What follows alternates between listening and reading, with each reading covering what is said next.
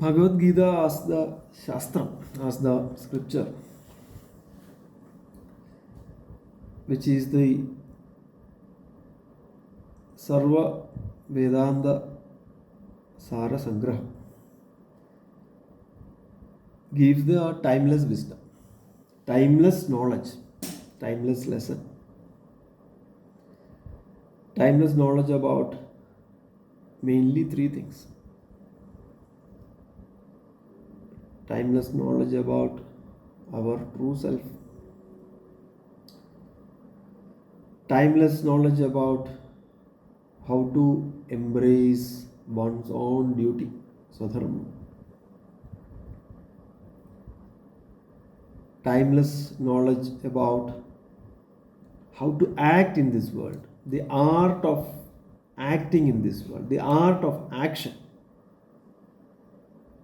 When I say art of action, art of doing things in this world with equanimity, without getting affected. So, three great timeless wisdom or lesson. True identity of our own nature. What is my true nature? Vedantic way, Atma Jnanam. And Atma Jnanam is called in different ways or different terms as Brahma Jnanam, Atma Sakshatkaram, Mukti, Ishvara Sakshatkaram. Realizing that. Realizing what? Realizing our own nature, realizing the true self. When we say realizing the true self, it is the knowledge that one gets about the true self. And only human beings are equipped to know this true identity. As per Srimad Bhagavata, Brahmava Loga Dishanam Mudamava Deva. So the qualification is given to human beings only. And out of few only will really understand this. Only few will get equipped to know this. So that is the first. And how to embrace one's own duty, how to do the swadharma. When we say swadharma, how to do the path of right action. Not only doing the action and not getting affected out of the action. The art of action, that is the third thing. The art of action without affecting, without getting affected. How? Through the equanimity. So, who truly am I? This is the self-realization. What I must do, this is the duty, this is the swadharma. And how should I do that? Who truly am I? What I should do? And how I should do that. The action.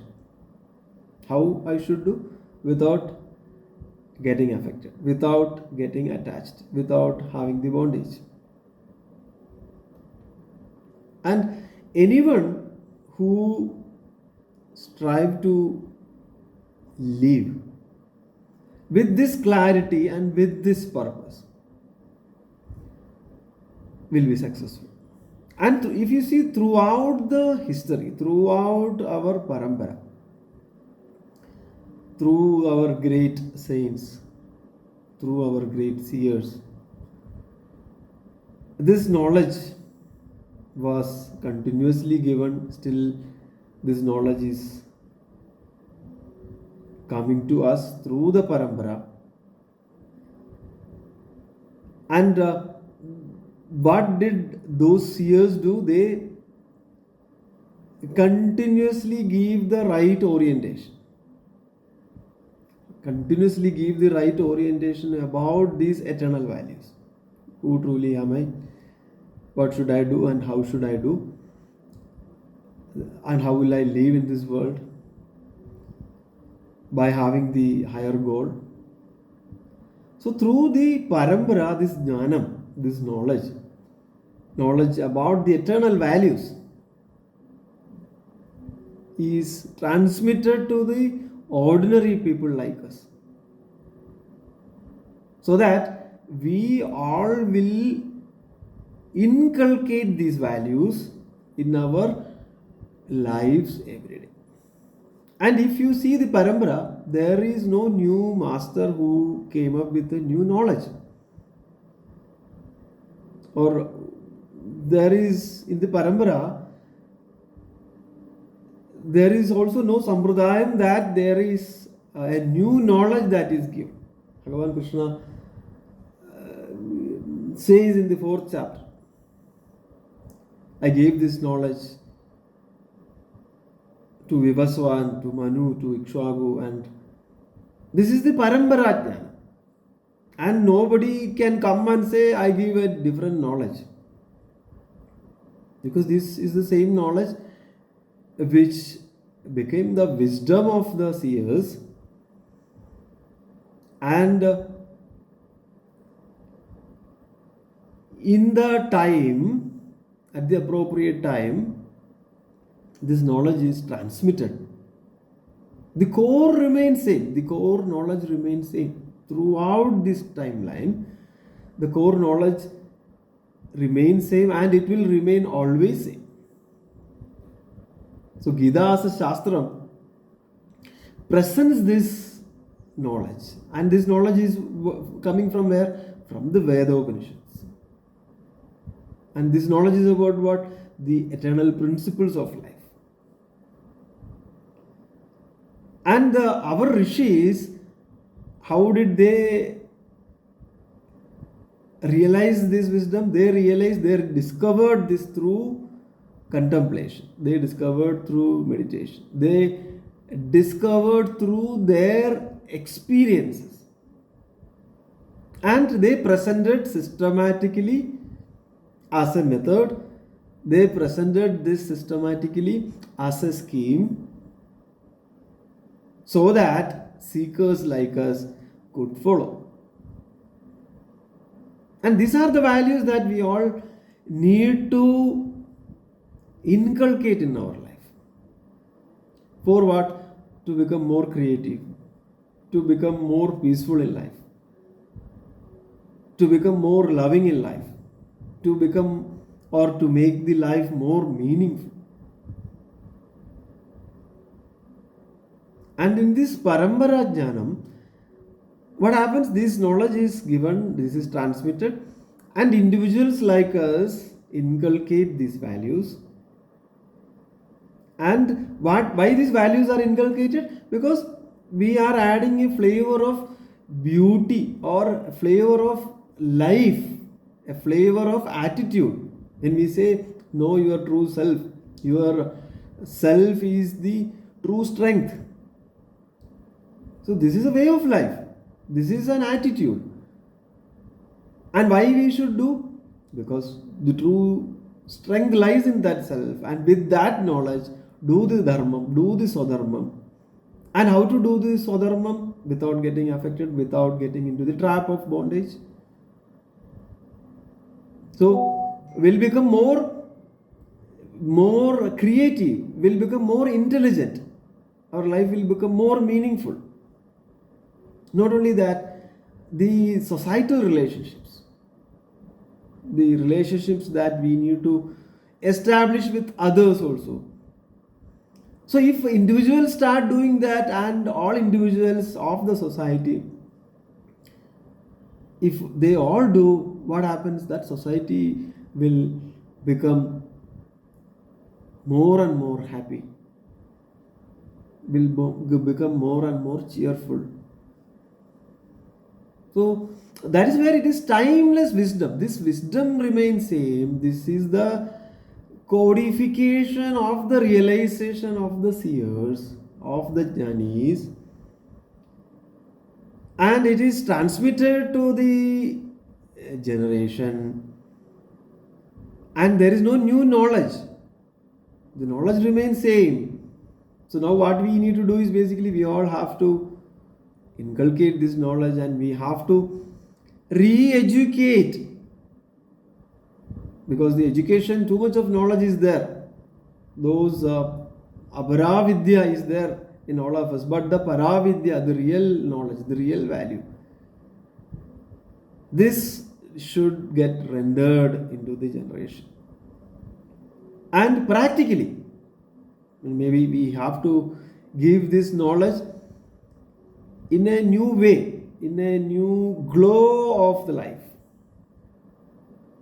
to make it relevant, to make it contemporary. It doesn't mean that the knowledge has to change. With the contemporary relevance, this knowledge has to be re-educated in a way that this will become a part and parcel of the individual. Then only the culture gets preserved. Otherwise, the dharma chudi will happen. That is how the overall culture of a society is preserved.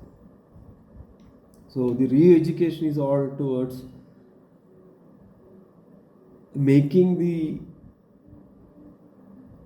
generations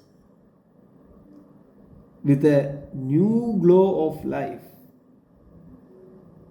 And that is why this dharma is called as Sanatana Dharma. Sanatana. What is Sanatanam? Sanatanam meaning eternal. It is timeless. It is beyond the time, state, object, causation. And there is no beginning, there is no end, and this is eternal. Sanadhana and dharma. Sanadhana dharma. Dharma is what? Dharma is something which upholds, which sustains, which harmonizes.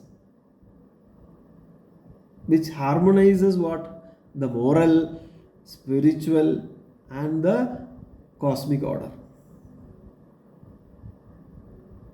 So the timeless truth that upholds, that sustains, that harmonizes the moral, spiritual, and cosmic order, that cannot be changed. So this is a science also. This is a way of life. And this is a way of life, this is a science, and this is the science of the existence. This is the science of existence, which is based on what? Which is based on the eternal truth. And this truth cannot change from beings to beings. There cannot be a different truth for human beings. There cannot be a different truth for animals. This is the science of existence based on the eternal truth that gets applied to all beings at all times, in all places. And what is its essence? Its essence is unchanging. It remains same. Right? It cannot get changed. Only what will change is basically its expression can adapt with time. When I say expressions can adapt, maybe through yoga, through bhakti, through Vedanta Padanam, maybe through the practice, through worship, through pilgrimage, through meditation, or maybe through some modern interpretation. But the essence remains same. Its expression can change. And people can also use combination of these tools when we adapt with the time. Or in another way, even the mantra jabam, nama jabam. through yogic way, through meditative way, through the way of bhakti, through worship, through any interpretation that can come in the future also, but its essence cannot change. And the beauty is basically there is also flexibility, because this flexibility is the great thing. This flexibility keeps this Sanatana Dharmam alive, and that is why it is relevant throughout this time, throughout the ages. And it is not a belief system. It is not something that somebody forces to follow. It is not a belief system. That is why Hinduism, or we call it as Sanatana Dharma, was the eternal rhythm of the universe. And this eternal rhythm of universe, it gets reflected in the human consciousness. It gets reflected in the human consciousness. So that is why I am saying it is not a belief system. It is an eternal rhythm of the consciousness. It is the eternal rhythm of the universe, which is reflected in the human consciousness. And it is dynamic. That is where the freshness comes, right? Though this is the same truth, one may use a different technique or a tool to realize, and that margam may be new, but the goal is same. The truth is same. The realization is the end. And it is based on the universal principle. That is why it is everlasting. So what one has to do? One has to respect these ideals. Not only respect, it should also be implemented in our lives. So when we respect and when we implement, then only we will see the utility value, right? See, when you say the utility of a toothpaste, how we can respect the utility of a toothpaste?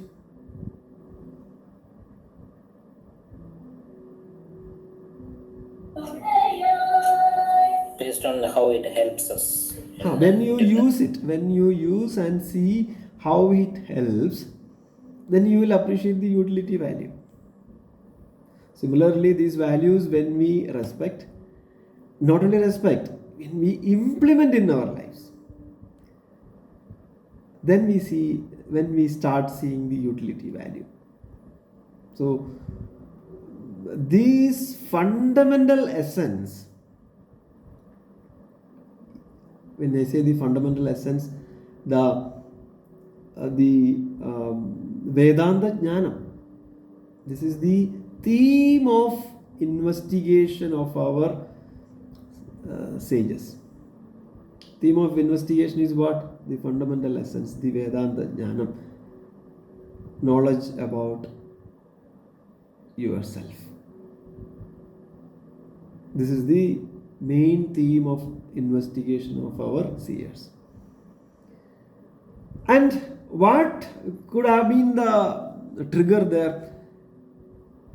Obviously, anybody wants to know, who am I? What is my true reality? Why I am here? What is my purpose?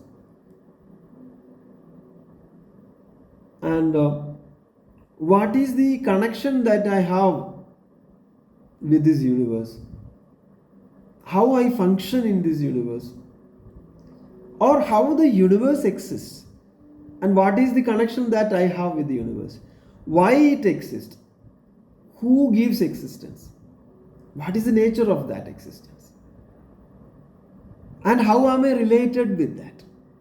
Because I also exist. I also see this.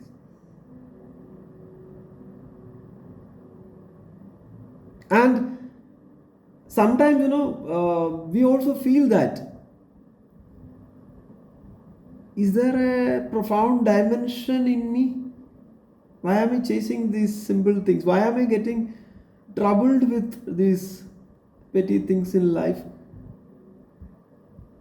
I I see a higher dimension of the self within me. We all feel this. So then we also relate how those things are important when I compare myself, isn't it? So, how myself becomes most important than anything else? These are some of the unsettled questions that we all have. Let me bring the Shvedashvatara Upanishad here in this context. The third mantra of the Shvedashvatara Upanishad.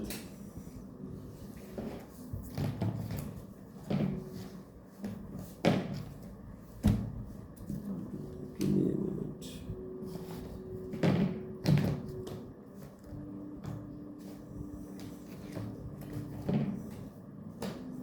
The third mantra. ते ध्यान योगानुगता पश्यन् देवात्म शक्तिं सुगुणैर्निगूढां य कारणानि निखिलानि तानि कालात्म युक्तानि अधितिष्ठत्येगा. So the rishis, the seers, through their deep meditation, through the dhyanam, they discovered that Devatma Shaktim Sugunair Niguda. They discovered that the Devatma Shakti, the divine power, dwells within them. And Sugunair Niguda, Niguda meaning it is covered, it is there in the deep cave of our heart. It is covered due to the play of nature. So, ya karanani nikhilani dani kalatma yuktani adidishtyatyegaha. Knowing this, one who is both the cause and indweller of all beings, knowing this truth, and where is this truth? That truth is within the deepest heart of within the deepest cave of my heart, the indweller of all beings, not only my existence. The one who knows this, they become free from every bondage. Meaning what? When our mind evolves to less distraction, when the mind grows still, when the mind turn inward, they dhyana yoga anugata pasya. So they also searched this real truth outside and they got settled with the dhyana yogam. So they started beginning the sense or started the dhyanam, the sense of quietude. What is the discovery? They discovered the radiant power at their heart, the powerful energy that breathes through everything, and it is hidden. It is hidden by what? It is hidden by our own habits. It is hidden by our own emotions. It is hidden by the restless thoughts that the mind is creating. But though it is hidden, yet it is the source behind all creation. It is the light, it is the radiance within every heart. So what one has to do, one has to recognize this presence. To recognize this presence, what one has to do? One has to awaken, one has to wake up. One has to be free from the invisible chains, invisible bondages or chains that keeps us bound to be afraid, and that keeps us bound to desire things. And the fourth mantra again says, Tamega nemim trivradam shodashandam Shadardharam Vimshadi Pratyarabhi Ashtagai Shadphir Vishwarupaika Pasham Trimarga Bhedam Dvinimittaiga Moham Tamega Nemim. That one, that single center of the wheel of consciousness. Tamega Nemim. So, Nemi is what is the meaning of Nemi? Nemi meaning the chakra. And this wheel is composed of the Prakriti. Trivradam meaning with 3 layers of division. And these 3 layers of division meaning Trigunam, 3 world, 3 gunam. What are those gunam? So, Sattvam, Rajas, Tamas. 3 worlds, Sthula, Sukshma, Karana Shariram. Then it says Shodashandam with 16 boundaries or 16 extremities. The 5 organs of perception, the 5 organs of actions, the 5 elements, the Panchabhutam, the mind, 5 plus 5 plus 5 plus 1, 16. Then the Shadardharam, Shadam meaning 100, Shadam Artham meaning divided by 100 is 50. 50 spokes for the wheel. It says 5 misconceptions, 28 disabilities,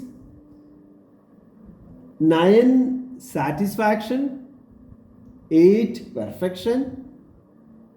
Not only that, Vimshadi Pratyarabhi, 20 counter spokes.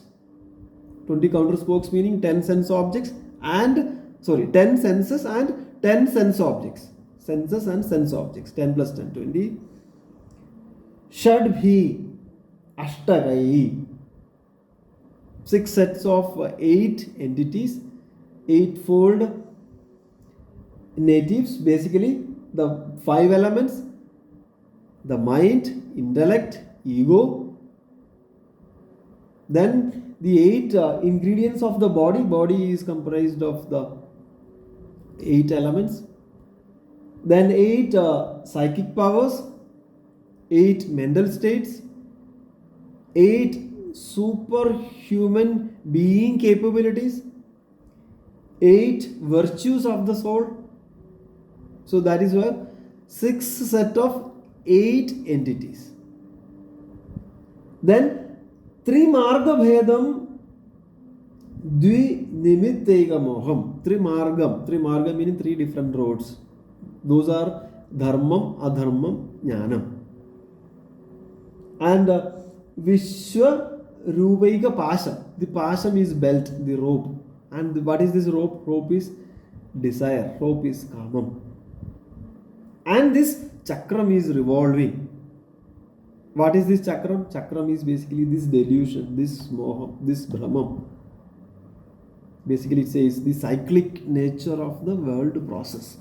And in this cyclic nature, the one which is not changing. See, if you see the universe, the dynamism is there. The universe is changing, the universe is dynamic. The motion is perpetual. For the motion to happen, there needs to be something that is always stable. And that stability is referred here as the expression of Supreme Being, that at the center. So the expression of Supreme Being at the center of everything. Meaning what? The same life is pulsating in each one of us. So know this. So why I got this context is basically, now we are seeing today few of these slokas in the third chapter. Here Bhagavan Krishna wants Arjuna to understand that running away cannot help in solving your problem. Right? By running away to Himalaya, running away from the duties.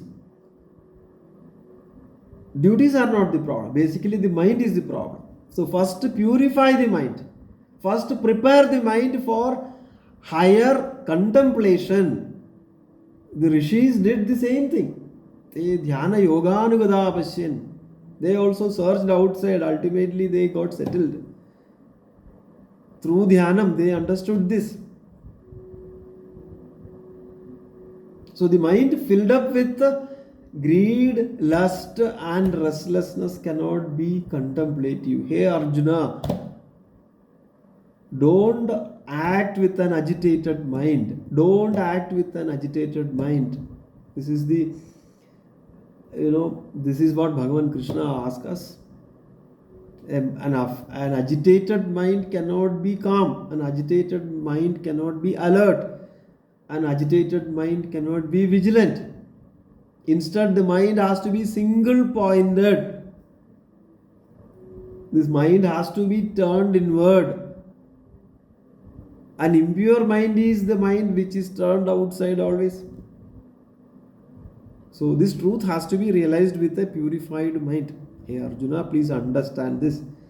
So this truth has to be realized with a purified mind through the teaching of a guru, who is Bhagavan Krishna here,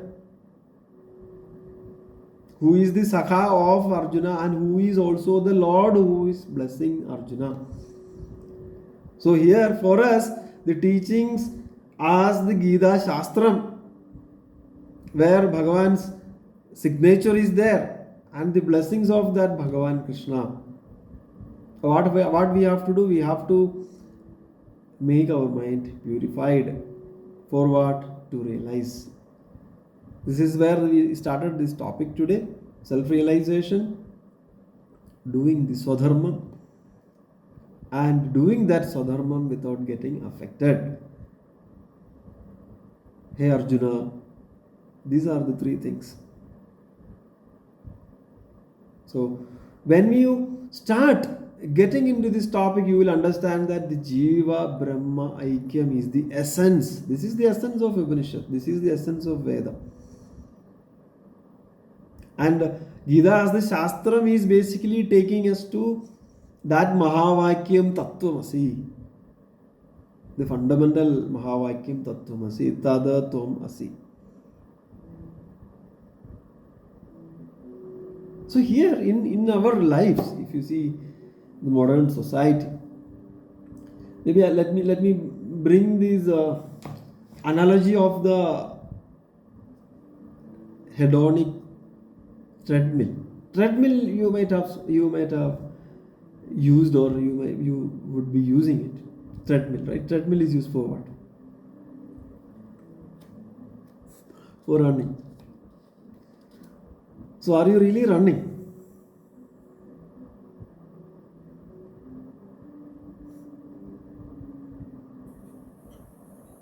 Are you really running?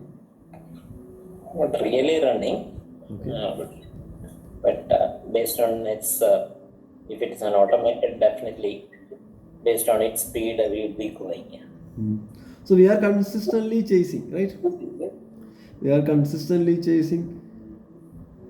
So our life is also like a hedonic treadmill, not a treadmill. Hedonic treadmill. What is the meaning of a hedonic treadmill? Where people constantly chase for what? Chase for pleasures, chase for success, chase for comfort. And in this life, no, for example, I will be happy if I get this. So this is basically a chasing, and you will also reach, you will also get success. What happens when we get that success? We will get adapted to that, and now the the expectation of the success will change. Correct? Whatever we achieved, and if you come back to that baseline of success, you will not be satisfied. Anybody for that matter. When you return to the same baseline of the success, will we be satisfied? Tell me please. You cannot become satisfied. The baseline, when you come back, you will be dissatisfied. The same, the same baseline which was kept at some point, after achieving the result, the same baseline, one cannot become satisfied. We'll get dissatisfied. So it means what? It is an endless chase, like you are running on a treadmill which is not at all moving. So here the goalpost is getting changed. I will be happy when I will get this, and when you get this, again you say, I will be happy when I get that. So it's all about filling. This chasing is all about filling with the outer gates. So here Bhagavan Krishna is not telling that to Arjuna, hey, you just abandon and run away. No. Never told to abandon the battlefield and run away. Only asking to fight. Fight with what? Fight with clarity of purpose. Fight with the freedom, the inner freedom. Not with the egoic or egoistic desires. So we all are advised by Bhagavan Krishna to act with awareness. Act with what? Act with awareness. When we say act with awareness, we have to notice how desires are coming to us quickly. Don't suppress. Just observe. Understand their nature. It changes every now and then. So the first step is basically see how quickly these desires come and observe how quickly they change also. Then have gratitude in life. Appreciate the value of everything. And our action should be purposeful. See, our energy should be channelized into purposeful action so that the actions are aligned with the dharma. That is where the real freedom and creativity comes. Then Bhagavan asks about inner anchoring, your daily reflection or daily ability to connect or reconnect to the self. Why? Because that self is the source of lasting contentment in life. Then here Bhagavan says to Arjuna, you do every action as an offering to me. You do every action as an offering so that your life will get elevated. Don't allow your ego to act. You offer the action to me so that you will get elevated. And when the action is done in a selfless manner, without ego, so the attachment to the results will go away and that endeavor will become sacred. So do every action as an offering for you to elevate in life, for you to get elevated in life. And when the action is done selflessly, without ego, without attachment to the result, then that action will become sacred. And that is what we will see today. This is the cosmic order of Yajnam. Yajnam is all about mutual giving. Let us see the example of sun. Sun gives what? Sun gives life, sun gives energy. Our trees give what? Trees give oxygen, trees give many things. Trees give fruits. Water bodies, including river, gives water. And the earth, above everything, earth gives what? Earth gives sustenance. And if you see all this, nothing lives for itself. This is what we have to observe. So yajnam is what? Yajnam is something that we have to do in life. Yajna is something that we have to offer our ego, lower self. Something which is lower you offer. And aim for something which is higher. This is basically the law of growth. The genuine act of giving. So the rise of when we do things selfishly in our life, what happens? Then it becomes more, selfish centered activities. That's where Bhagavan says, when the rise of selfishness happens, the decline of yajnam starts. Decline of yajna starts. So when we are at the attitude of consumerism, what happens? The nature will get exploited instead of nurturing or nourishing the nature. And when our work, if you see, when we do our job also, when our work becomes more selfish and greed oriented, what will happen? The work will become a pain. Always there are points to be compared, contrasted. Same thing happens in the relationship also. If our relationships are just transactional, then where is the room for affection? Where is room for love? And this is a major issue in the modern society. The issue with social, ecological, emotional planes, the turbulences that we all see. And why this happens? This all stem from the laws of yajna spirit. What is yajna? Yajna is all about offering of the ego. Yajna is basically getting rid of sense of I. The sense of I am the doer. So here Bhagavan says the spirit of yajna liberates what? So now we have to ask the question, is my life driven by what can I get rather than what can I give?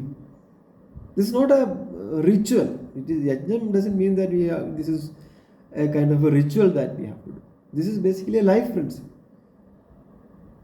Life principle that we all have to apply in our lives. So yajna does not mean that always always the spirit of not getting rid of greed or lust or getting rid of the transactional aspects. It is also beyond these things. It is all about how dedicatedly, how sincerely I act in life. With that dedication, with that sincerity, the detachment goes away. This is also yajna. And yajna in another way we can say sacrifice. But the general perception that people have is sacrificing is something like compromising. No.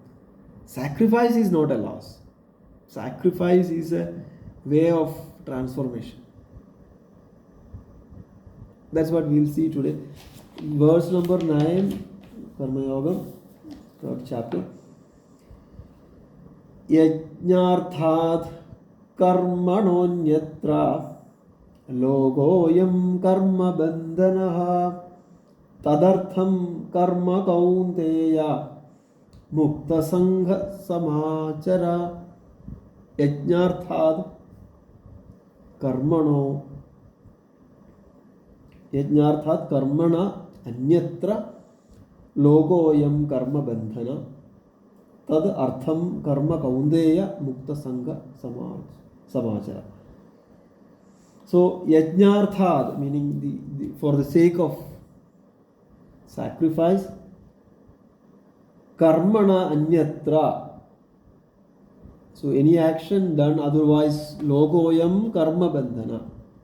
So in this world, bound by actions, tad artham karma kaundeya, for that purpose, meaning for the yajnam, Arjuna, the actions which are free from attachment, in that way you do samachara, act well. So the world is bound by actions when it is not done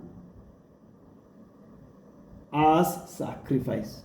The world is bound by actions when it is not done as a yajnam, when it is not done as a sacrifice. Therefore, hey Arjuna, you perform all your actions as an offering to the divine, free from the attachment. So Bhagavan says actions done with selfish motive is a bondage. Actions done in the spirit of offering is freedom. So when we act in our life as an offering, that action will purify us instead of creating a bondage. Simple rule that we can do is basically transform every work as a worship. This is the essence of Karma Yoga. So you will also become Mukta Sangha. The Sangham, act freely without attachment to the results. And here, when you say act without attachment, this detachment doesn't mean neglect. It is by doing your best without inner anxiety about the outcomes. And the bondage will come when the ego says, I am the doer. And where one gets freedom will start beginning when we have the understanding that I am the instrument. And through this instrument, the divine acts. Instead of I am the doer, I am the instrument where the divine acts through me. So when we have this attitude, whatever we do will become yajna. Even at our work also, dedicate your efforts to the higher good. The higher good meaning not the selfish perspective that one can create. Beyond that, see your profession as a service. I do this as a service to the good for a higher society, for a broader set of people. And when it comes to the relationships also, offer love, offer care without expecting anything in return. And when it comes to the environment, live with gratitude. In this world, live with gratitude. When you interact with Prakriti, see, honor the Prakriti, honor the things. This is a social responsibility that one should have. Honor everything. And when we do the meditation, don't allow the ego to come. Offer every thought, every emotion, offer those to the fire of awareness. So this is how one can do the karma yoga. So when the sense of I am the doer burns into the fire of awareness, what remains? What remains after that? When the sense of I am the doer gets burned into the fire of awareness, what remains is only the pure offering, the pure yajna. So, hey Arjuna, use the yajna bhavam. You do everything as yajna. For what? For purifying your mind, for sanctifying your mind. That's where it says yajnartha karmam. And one way, when the knowledge is equipped in a person, the automatic discovery of actionless, the automatic discovery of the actionless nature of the self, where the self is not doing. Right? Because self is the stable substratum, self is the witness, and you are the self. So through the self-knowledge, every act becomes an automatic renunciation. Everything will become natural. Next verse, Saha yajna praja srishtva purovaja prajapati anena prasavidshyudvam eshavostishta kamadhuk.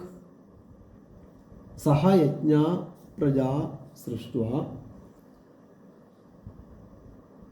purovaja prajapati anena prasavishyadhvam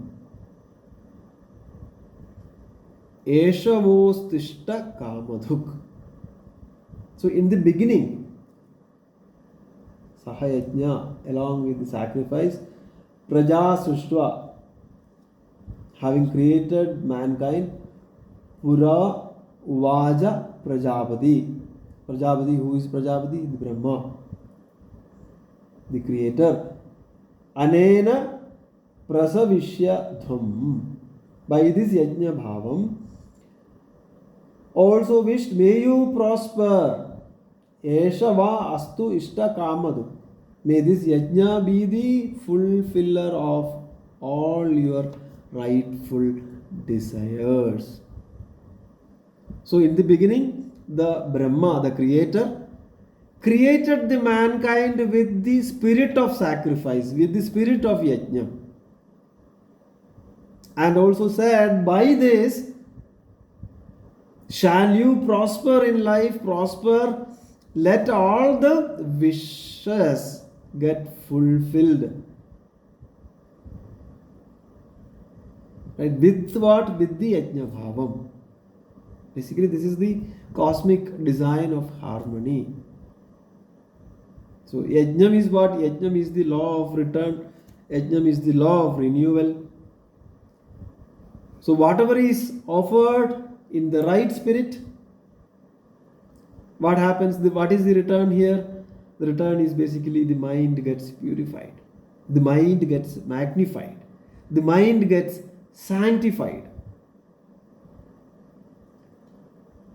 So let you get prosperous.